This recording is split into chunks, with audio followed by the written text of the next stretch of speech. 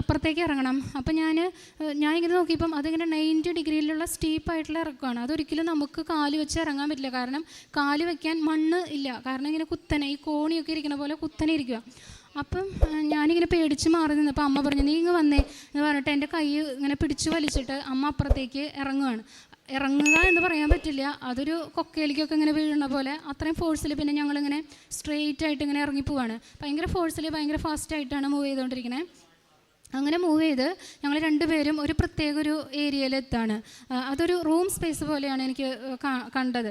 അവിടെ എത്തിയപ്പം അപ്പോൾ ഇങ്ങനെ ഈ യാത്രയിൽ ഞാൻ കാണുന്നുണ്ട് എൻ്റെ തൊട്ട് മുമ്പിലായിട്ട് ഒന്ന് രണ്ട് സിസ്റ്റേഴ്സിൻ്റെ തട്ടം ഇങ്ങനെ പറക്കണത് എനിക്ക് കാണാം. പിന്നെ ഒന്ന് രണ്ട് യങ് ബോയ്സ്, അവരുടെയൊക്കെ മുഖം ഭയങ്കര കൂൾ, ഭയങ്കര ഹോളി ആയിട്ട് നമുക്ക് തോന്നും. അവരൊക്കെ ഭയങ്കര ശാന്തമായിട്ട് ഇറങ്ങണം. ഞാൻ മാത്രം ഇങ്ങനെ ഭയങ്കര അസ്വസ്ഥതപ്പെട്ടും ഭയങ്കര ടെൻഷനിലാണ് ഇറങ്ങിക്കൊണ്ടിരിക്കുന്നത്. അപ്പോൾ അങ്ങനെ കുറച്ച് കഴിഞ്ഞപ്പോഴത്തേക്കും ഞങ്ങളൊരു റൂം സ്പേസിലേക്ക് എത്തി. റൂം സ്പേസിലെത്തി കഴിഞ്ഞപ്പം അവിടെ എത്തിക്കഴിഞ്ഞ് കുറച്ച് എനിക്ക് ഗ്രൗണ്ടിൽ ടച്ച് ചെയ്യണേക്കാട്ടിലും തൊട്ട് ഒരു 2 അടി മുകളിലായിട്ട് എൻ്റെ കാലുകൾ നിന്നു. ഞങ്ങളുടെ ആ മൂവ്മെൻറ്റ് അവിടെ സ്റ്റോപ്പായി. അപ്പോൾ എൻ്റെ പവറിൽ അല്ലെങ്കിൽ നമ്മളുടെ ഒരു ശക്തിയിലല്ലല്ലോ ഞങ്ങൾ അത്രയും നേരം മൂവ് ചെയ്ത് വന്നത്. പിന്നെ നോക്കുമ്പോൾ അമ്മേനെ കാണുന്നില്ല. അപ്പം ആ സ്റ്റോപ്പായി. അപ്പോൾ തന്നെ എൻ്റെ ബോഡി കുറച്ചും കൂടി മുകളിലേക്ക് പൊന്തി. എന്നിട്ട് ഞാൻ നിൽക്കുമ്പം ഞാൻ സൈഡിലേക്ക് നോക്കിയപ്പം ഔസേപ്പിതാവിൻ്റെ സ്റ്റാച്ചു കണ്ടു. അതിനുശേഷം തിരിച്ച് വീണ്ടും വന്നു. ഞാൻ താഴേക്ക് നോക്കിയപ്പം ഒരു നീല തടാകം കണ്ടു. ആ തടാകത്തിൽ ആളുകൾ ചവിട്ടി പുറത്തേക്ക് കടന്നു പോകുന്നുണ്ട്. പുറത്തുനിന്ന് പ്രകാശം ഉള്ളിലേക്ക് കിടക്കുന്നുണ്ട്. അപ്പം ഞാനതിൽ ചവിട്ടാൻ വേണ്ടി എൻ്റെ കാലുകൾ ആഞ്ഞെങ്കിലും എനിക്ക് പറ്റിയില്ല.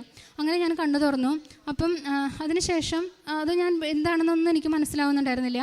അതിനുശേഷം പിന്നീടും കുഞ്ഞിൻ്റെ അവസ്ഥ ബുദ്ധിമുട്ടിലേക്ക് തന്നെ പോയി. അപ്പോൾ ഒരു ദിവസം ഞാനിങ്ങനെ കുഞ്ഞ് കഷ്ടപ്പെട്ട് ഉറങ്ങണ ഒരു സമയത്ത് അച്ഛൻ്റെ ടോക്ക്, ചൊവ്വാഴ്ചത്തെ ധ്യാനം കാണുകയും അത് ഞാൻ അവിചാരിതമായിട്ട് ഞാൻ അവളുടെ തലയ്ക്ക് അടുത്ത് കൊണ്ട് വെച്ചിട്ട് ആ ടോക്ക് മുഴുവൻ അവൾ കേൾക്കത്തക്ക രീതിയിൽ വെച്ചുകൊണ്ടിരുന്നു. അപ്പം അന്ന് വളരെ ശാന്തമായിട്ട് അവൾ ഉറങ്ങുകയുണ്ടായി.